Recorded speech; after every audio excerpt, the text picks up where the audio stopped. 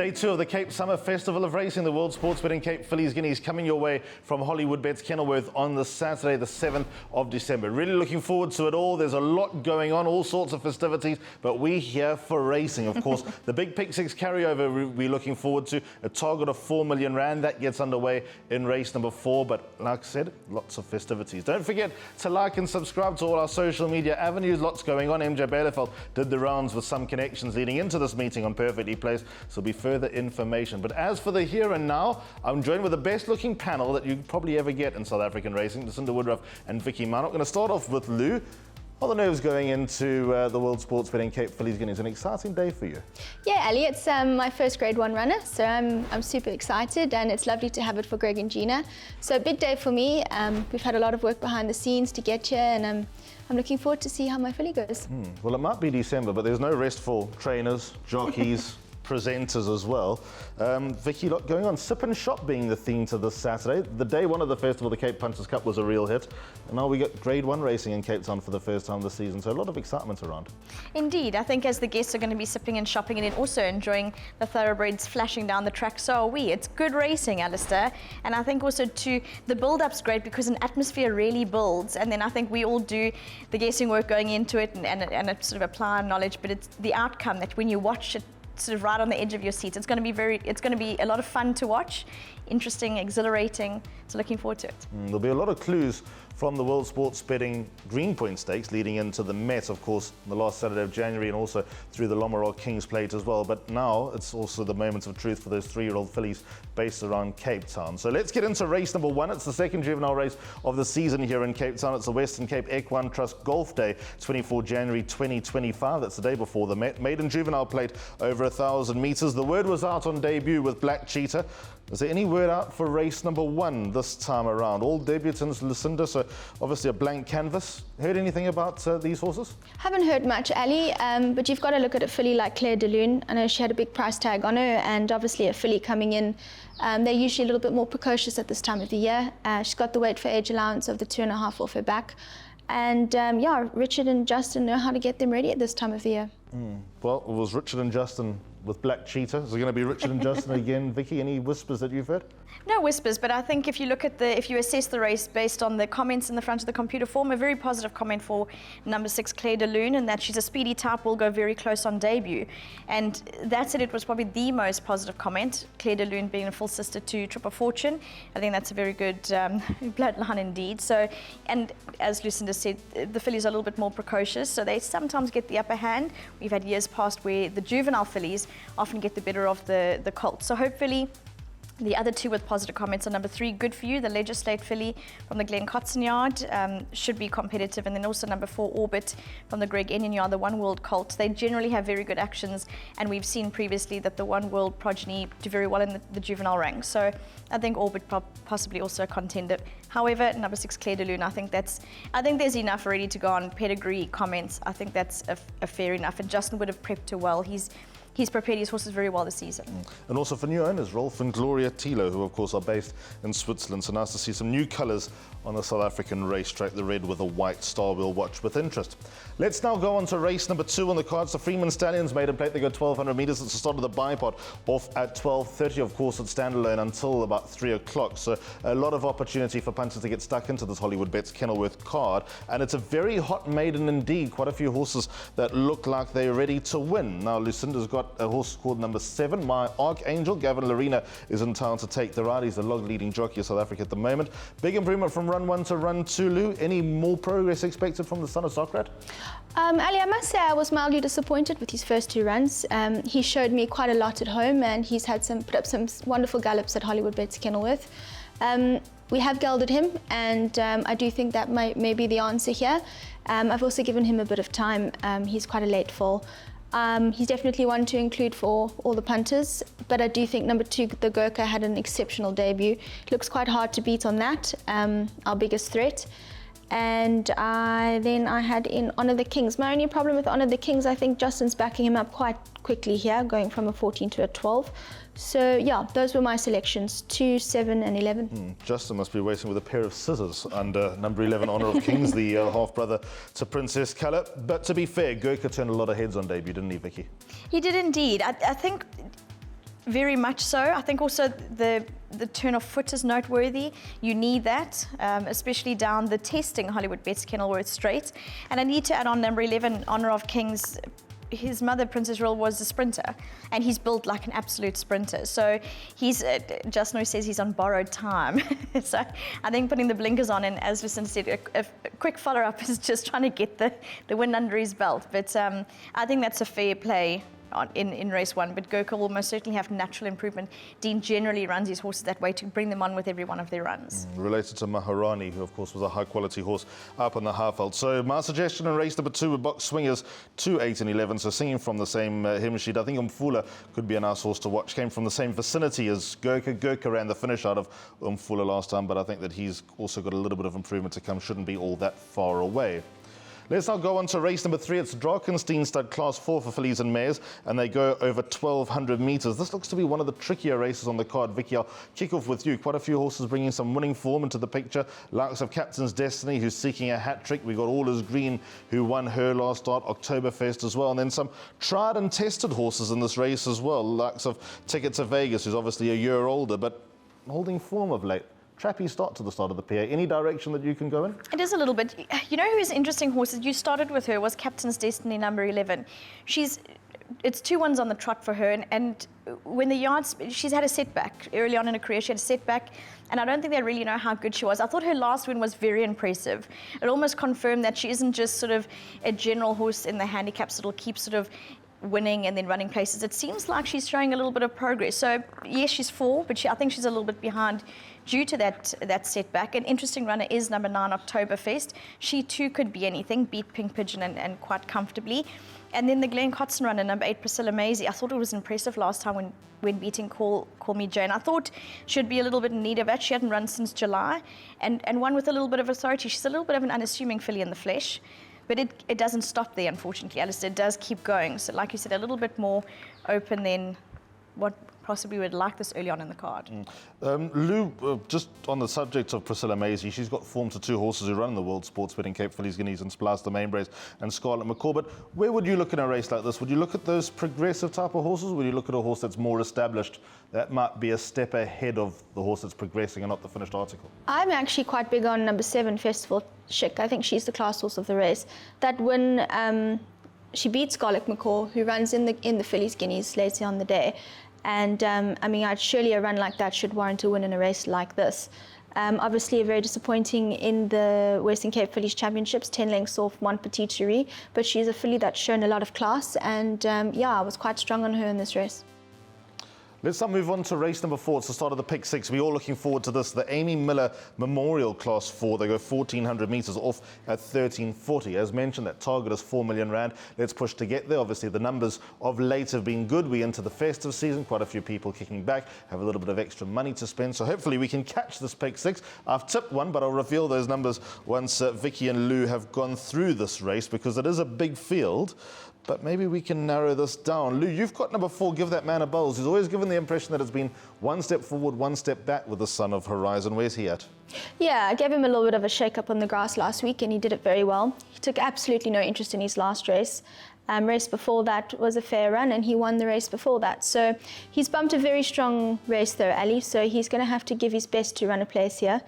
Obviously, number 6, Garrix, has a huge reputation, and it could be the possible bank of the card for me. I know we don't want to go up the TCO2 avenue now, but he was obviously scratched from the Cape Punters Cup. Possibly a blessing in disguise that the handicapper might have been waiting for him. Now he can't. That's number 6, Garrix. Those are exactly my thoughts. I think he's probably gone a much nicer route now for the horse. Yeah. Although he won't be exposed for quite a while as a result. Vicky, Lucinda's obviously making a big song and dance about number 6, Garrix, and rightly so. Is he the horse they all need to beat, or is there something else lurking in here that you have a bit of respect for? I think there's some horses drawn wide that you possibly need to consider. Number 14, Legal Counsel. As mentioned, a wide draw to overcome, but he won a good race last time with a little bit of authority. He could most certainly follow up. He's also got the early pace, which is a challenge on the Hollywoodbets Kenilworth long straight, because you've got to be quite patient and judge your pace well. Richard's a very good jockey at judging pace. And then you also have number 10, Rich Folks Hoax, who's, I thought his first run in Cape Town at Hollywoodbets Durbanville, he caught your eye on parade. and he came back and you're like, oh, look at him. He really looks fantastic. And he won a good race last time. I think he can keep following up. It's just that they have the draws to overcome, which is a little bit of a challenge when you've got a very racy number 6 Garrix. Okay, so it is the first leg of the pick 6, and I have got some selections. I've gone 5, 6, and 10 in the first leg. Those, of course, are Kariaku, Garrix, and Rich Folks Hoax. I've got a bit of time for Kariaku. He ran into a little bit of traffic last time out. Gavin now gets on board for Eric's hands. Eric's horses are running well. 10 Rich Folks Hoax, I agree with Vicky, showed a lot of courage in holding off Green Gaunt last time out when getting out the maidens. My bankers in the second leg were number 4, Asia Pambile. Then gone numbers 3, 4, and 5, Royal Aussie, Green with Envy, and Oriental Charm in the World Sports Betting Green Point Stakes. By 1, 3, 4, 6, 9, 11, and 13. So quite a few horses in the World Sports Betting Cape Fillies Guineas. Mon Petit Cherie. I've also got number 3, Beware the Bomb, 4, Little Susie, 6, Kind of Wonderful, 9, My Sensation, 10, Symphony and White, 11, Gimme's Contest, and 13, Fatal Flaw. But number 6 and 7, Navy, Strength and Holding Thumbs. And I took the easy way out on the final leg, because if we get that far, we got Field and we'll be shouting home the biggest outsider in race number 9, the final leg of that carryover pick 6. Let's now move on to race number 5. It's the World Sports Betting Southern Cross, a grade 3 over 1,000 metres, a field of 8 carded to face the starter. Asia Pambile, the best weighted column, has her miles clear. Her seasonal debut was very, very good. In fact, even last season during the summer festival, she ran above herself, didn't she, Vicky? She did indeed, and I think that's the thing about her, is that she's done well over trips that are maybe a little bit even this, on the sharp side of her, for her, and I thought it was an exceptional run, carrying 63.5 kilos. It's a huge weight to shoulder. She's, as you mentioned, she's well weighted here. Richard Freer aboard. Her turn of foot's electric, and possibly last time there were a few hard luck stories behind Miss Marguerite. I don't think that's going to be the case in this race, and I think she's absolutely up to the task. Who's her biggest danger? If she came unstuck, who do you think could pick up the pieces? I think Summer Lily. She was incredibly unlucky last time. If you watch how she was ridden, ice cold, she did a little bit of bob and weaving and sort of flew up at the end, and after the post she was sort of going away from them. So I want to say that she didn't have the easiest race, did Summer Lily. They put the blinkers on last time just because they dropped her down in trip, and I think she would be the biggest danger based on her last run and how much traffic she found. Lou, you singing from the same hymn sheet? Asia Pambile, a hard horse to beat to pick up her graded stakes victory? I'm quite big on Miss World in this race too. Obviously, I think Asia Pambile is the class filly of the race. But Miss World's last run to Line Rampart was a fantastic run. She's a little bit unexposed amongst these fillies as well. She's been running in all the juvenile races last season against the Colts, and she's put up some fabulous runs. So, I mean, I've gone Asia Pambile by Miss World, and don't exclude Nordic Quest. She's a lot better than her last run. She had a fantastic winter season in the Cape, and she's definitely won over the 1,000 metres that I could see coming up here. Could be a bit of a breakthrough season for number 7, Nordic Quest. But Asia Pambile looks the horse to beat in the Grade 3 World Sports Betting Southern Cross Stakes. As we now move on to what could end up being a pivotal race for the rest of the season countrywide. The World Sports Betting Green Point Stakes, Grade 2 with 600,000 rand. They go 1,600 metres. You can never forget that great finish between Legal Eagle, Do It Again, Undercover Agent, and Rainbow Bridge, roughly 5-6 years ago. That brilliant grandstand finish here at Hollywoodbets Kenilworth. We'll be lucky to get 2 of them get this close this time around. Vicky, I'm going to kick off with you in race number 6. We've got the reigning Hollywoodbets Durban July winner. Obviously, he had a gallop, well-publicised gallop here at Hollywoodbets Kenilworth less than 2 weeks before this. We got Green with Envy, multiple Grade 1 winner from last season. Is this a 2-horse race, or is this an opportunity, the best opportunity for one of the others to push these top boys over? I think an opportunity for number 3, Royal Aussie, to push them over. I think that he's very race ready, and this is often what happens in these prep runs, is that you don't really want your horse to peak too soon if there's a longer goal. So I think Royal Aussie, I think also in his nature, it's always described by not only Justin, but the owners of Royal Aussie. I've jumped the gun there, but is his nature. He's so relaxed and he takes everything in his stride. I think that sets him up very well for a 3-week follow-up going into this race. I think he's racy enough for the 1,600 metres. He's proven that he gets a bit further. So it's not going to be easy, but I think, again, he's more race ready. There are other horses in the race that I think could really just run well, fresh and run on, but I think he's going to make it quite hard for them. Lou, how do you read it? Because we've got the undeniable class of Green with Envy and Oriental Charm, both Grade 1 winners in their own right, whereas Royal Aussie's always just been that sort of bracket below. This is obviously a grade 2. Do we go with class or do we go Vicky's direction with the race-ready aspect? He's a good horse in his own right as Royal Aussie. That's the question I asked myself when I studied this race, and I kind of came to the conclusion of you just can't not go with Green with Envy. Class alone for me is everything in a race like this. And you look at the Oriental Charm, he's probably best over Much Further. Obviously he's a very classy horse, but Green with Envy for me, summer course, mile, he's a fantastic horse. I've seen him in the mornings. He's an absolutely magnificent specimen. Dean looks like he's got him pretty ready. And yeah, I can't not only go with him. Okay, so Green with Envy for Lou. My players, a box trifecta here, 3, 4, and 5. Keeping it simple, I think they'll run 1, 2, 3. And if you box them up, doesn't matter what order they'll run. Personally, I do think Royal Aussie might just have their edge this time around. But very, very intriguing race indeed. We'll learn a lot coming out of it. As we now go 1 to race number 7. This is the Grade 1, the World Sports Betting Cape Fillies Guineas over 1,600 metres. A race steeped in tradition, an unbelievable roll of honour, as all Grade 1s should have and do have. And this year, in 2024, we'll have another name added to the list. I'm going to start off with Lou with her first Grade 1 winner in the form of My Sensation. She's always looked like she's had a big degree of ability. Last time in the Grade 2 Western Cape Fillies Championship, I don't believe she had the rub of the green. You can elaborate more. Do you think she's up to this task? Yeah, we had a lot of homework after that last race. We rode her very differently, which we all regretted afterwards. But she's a filly that likes to come from off them, and we're going to keep it and stick to that plan here again. She's got tons of ability, and physically, the way she's come on and how she's stripped up and strengthened, she's looking fantastic at home. I don't believe I could have her in better condition. Mentally, that was always her problem in her latter races, and she just seems to have her eye on the job now. So I'm really excited to be presenting her as my first Grade 1 runner, and I do think she's up to it. What about her first trip on the summer course? How much of an advantage do you think that's going to be? Because as you say, different tactics last time. It looks like her best secret is the turn of foot, which she showed at Hollywoodbets Kenilworth, and even on debut when not winning behind Polynomial. She came from the absolute clouds. Coming to an extra 200-metre run or 150-metre run, is that going to serve her well? Yeah, and I actually think a wider draw benefits us with a filly like her. She does like to take a bit of a hold in the beginning, so if we can just slot her in towards the end of the field and have her running through the horses, that's how she loves to run. So I think the race conditions should suit her to the T on Saturday. So it's a big moment for Lucinda. It's also a big moment for James Crawford. He's now officially in the card as a joint trainer with his father, Brett, and he'll be here at Hollywoodbets Kenilworth to put a saddle, or help put a saddle on these runners.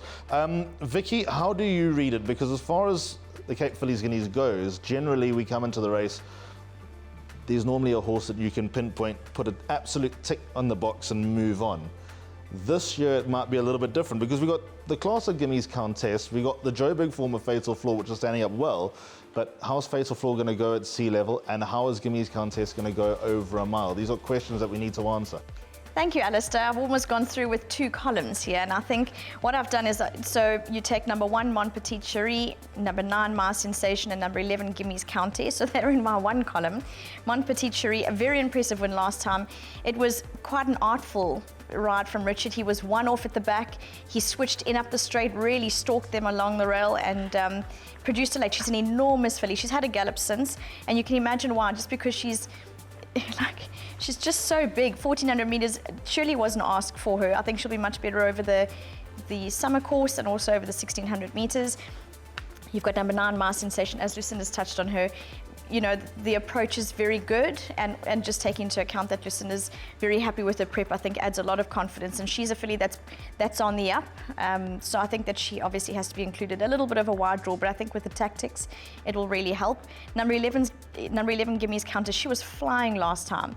She was on the rail and went off the rail and for a wider run. So they almost sort of crossed each other and went different routes. I thought she made up a huge amount of ground in a creditable way. She was very impressive at Hollywoodbets Durbanville, and I think you can't discredit that. She can sometimes be unlucky when her momentum's broken, but Craig will, thankfully, with a long straight, you can be more patient and wait a little bit on them. Then you have the other collection, which is number 3, Beware the Bomb, number 4, Little Susie, and then number 10, Symphony in White. So it's obviously the Drakenstein stud bunch. I thought Beware the Bomb, Grant van Niekerk made a pre-race comment last time when he was aboard Little Susie that he's possibly on the wrong one, and Beware the Bomb almost got up to win. So it was and they've swapped now. So Sean's riding number 4 Little Susie, Grant Finnickx on Beware the Bomb. There was a very good run. She made up a good amount of ground, and she crossed the line with a lot in hand. Then on the other side of it, you get Little Susie, who didn't really get into it from the point of view that she probably wasn't placed where she was her most sort of happiest. She was in there, but not really aggressive enough in the finish. But I do think she's got a lot of similarities to her mother, Susanna, just in the way that she carries herself and she sort of flattens herself and runs on. So I think she's still strengthening up, but I think she's got good raw ability. And the last of them is number 10, Symphony at White. She's interesting that she's going the trip, but last time hinted, again, Candice is very good at this. She tests them in sort of understated ways, knowing what she's got to work with, and then applies it when it's needed the most. And I think with this filly, she's obviously out of Snow Dance, which would be wonderful for the stud. And this whole combination wouldn't be, they're very comfortable in the winner's box when it comes to this level, just because of their previous success. And I think that she's also found good confidence and good momentum within her career. So I think that she's also, look, it's not easy from that point of view, but it's great to digest and consume and just see a bunch of fillies that it's going to also come down to a little bit of luck in running. Absolutely, and as you'll tell by my pick 6, I've got a lot of horses. And no mention of Fatal Flaw, number 13, Joe Big Four? No, absolutely. Number 13, Fatal Flaw. And Pierre Stratham aboard from a wide draw. He's coming. Correct. Yep. Well, Fatal Flaw obviously beating Will de Vallis last time. Will de Vallis winning the Fillies Mile at Turfentine on Betway Summer Cup Day, and to form to quid pro quo, probably the best 3-year-old filly in the country, undoubtedly the best 3-year-old filly in the country, does stack up well. Let's go on to race number 8 off at 4 o'clock. It's the World Sports Betting Cape Summer Stayers Handicap listed feature over 2,500 metres. A small field go to post. Might be a small field, but it's a very complex race, isn't it, Vicky? It is complex. You've also got some horses that you sort of say the 2-5, and then you think, why not? So, and you often hear trainers saying, there's not that much diversity in the staying ranks, so give it a go, and if it works out for you, you can possibly have a very competitive season. Lou, any direction that you can take? The lack of pace here is probably a bit of a question mark. Might take them a while to finish over 2,500 metres. Not for any other reason other than the fact that there's just no ready-made apparent pacemaker here. Yeah, I mean, you have to look at a filly like Love is a Rose, probably the class horse of this race for me. She's a magnificent mare and she's done them so proud. Second to Damio last time. She has to carry top weight here though, which I think could be quite tricky. Holding Thumbs is a very interesting one for me. I think he's probably the up-and-coming stayer of the season. This will be his test of that, of course. So it'll be interesting to see how he goes. I've gone Love is a Rose, Holding Thumbs, and you've got to add in Alice Maurice there. Very, very interesting race. Probably the type of race you want to have as many horses as you can in the pick 6. Number 6, Navy Strength, is a horse that interests me on his win to King Pele's. He too is not absolutely certain to reach this trip, although he's bred to. But I think with a lack of pace, he might just be able to have the legs to see him run a big race in the 8th of the afternoon. On we go to race number 9. It's a Johnson Workwear Cape B Stakes, and they go 2,000 metres. And I'm very, very interested in a few horses here. It's a very trappy race, and we need all the help that we can get. But one horse who's got to be alive is Lou's runner, number 5, Marshall Field. Again, with a turn of foot. He needs to be ridden a certain type of way. There are times where we've watched him and gone, it wasn't too pretty to watch, only because, is it quirks? Is it just the way that he prefers to be ridden? What is the story with him? Because on a going day, he is deadly. He hates the wet, Ali. That's why I just decided to put him away in the winter. His worst runs have all come in soft going. And I must say he's looking phenomenal at home. Very happy. I've kept him back for this. Very nice comeback run. It was nice to see some shades of Marshall Field again at Durbanville, a track he doesn't enjoy and doesn't really suit him.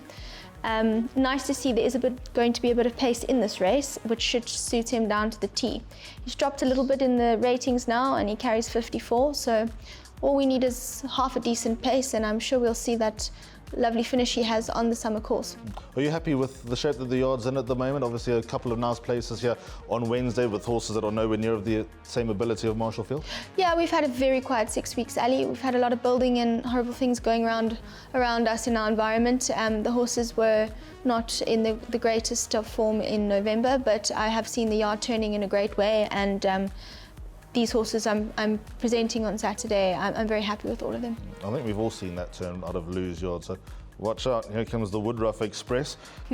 Anything that you can be solid in race 9 for your side, Vicky? I like number 9, Join the Dots. I think that he's quite versatile.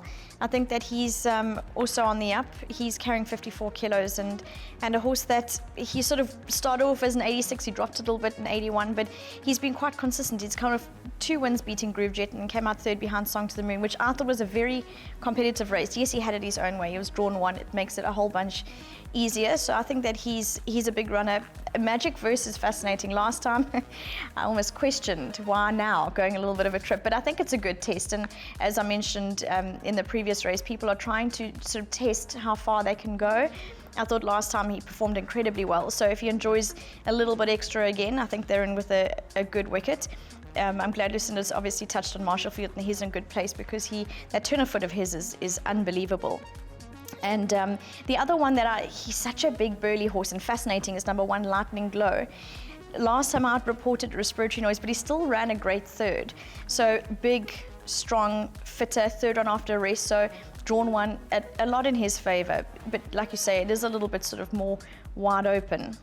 Song to the Moon form is definitely going to be one that comes under the spotlight. Let's go on to the final race, the Pamela Isdale Class 3, and they go 1,400 metres. Race runs at 5:10. There's some reputations on the line here, aren't there, as we go on to the 10th and last race. Vicky, I'll kick off with you. Anything that tickles your fancy? Tutor number 12. I think that he's really dropped in the ratings, and he's got a fair amount of pace. He's absolutely incredible over the 1,400 metres, and yes, the draw is something to overcome, but I mean, he was running off a 104. He's now running off an 88. It's a huge drop, and you can see how, as he sort of trickled down, he's just become more and more competitive. Physically, as a horse, he's in a very, very good space. Number 10, the Grey King, he's a basket case. I was trying to be more diplomatic and polite about it, but yes, it keeps Justin on his toes. He needs that. He needs the challenge. And also a big CRS Big Cap candidate, which is the focus towards the end of the season, mid-March.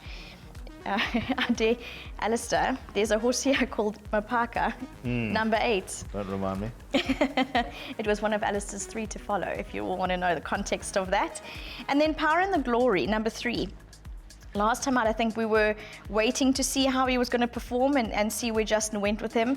But thankfully, MJ spoke to Justin for perfectly placed. So please have a look at those interviews and get first-hand information from Justin. He's always pretty spot on, knows his horses well. And then you also have Big Unit, who gets himself a little bit uptight. Number 5, Willie John, who's really finding himself again in a nice bit of confidence. So I know that's quite a spread, but it is that kind of race that you sort of do need to consider a few more horses. It's a nice race to play, a quartet. Lou, is anything that appeals to you in the last? Yeah, Vicky touched on everything. I'm quite big on Tuafe in here. I think there's a lovely weight turnaround with a lot of these horses with him, and his last run, it was nice to see some glimpses back of his ability. I've gone by Big Unit over Power of the Glory. Okay, so I think Tuafe is a big runner, but the draw just worries me. So obviously the quartet probably the way to go in the last race. Expect a big pool. Double float 2 and 3 by the field. That's the way to go. Hope that's something at a big price can run into the top 4. At the moment, Power and the Glory's reputation precedes him, but I'm sure he can run into the top 4. Maybe with a little bit of luck, he can put that last run behind him, which wasn't all that bad behind Big Unit, who he reopposes. So that is pretty much a wrap as far as this panel discussion is concerned for the second day of the Cape Summer Festival. It just leaves me to say goodbye and thank you to Lou and Vicky. Lou, may this first Grade 1 runner be everything that you desire. May it be the start of something special, and long may the winners continue. Super. Thank you for having me, Ali. And Vicky. Vicky, you never miss a beat. Another day at the office, another week at the office coming up after this, leading up to the Hollywoodbets Cape Guineas. Yeah, it's going to be pretty exciting. It's a great build-up, Alistair. And I just need to add on with this WSB Cape Fillies Guineas race, there's also a wonderful charity aspect. So the Western Cape Equine Trust also formulate part of this historically, and it's a wonderful race day, so they'll also be here, and it just adds an extra factor that just makes it more heartwarming. Well, hopefully we'll see you here at Hollywoodbets Kenilworth for the World Sports Betting Cape Fillies Guineas. It'll be a lot of fun. It'll hopefully be a day to remember, and hopefully we've steered you in the right direction.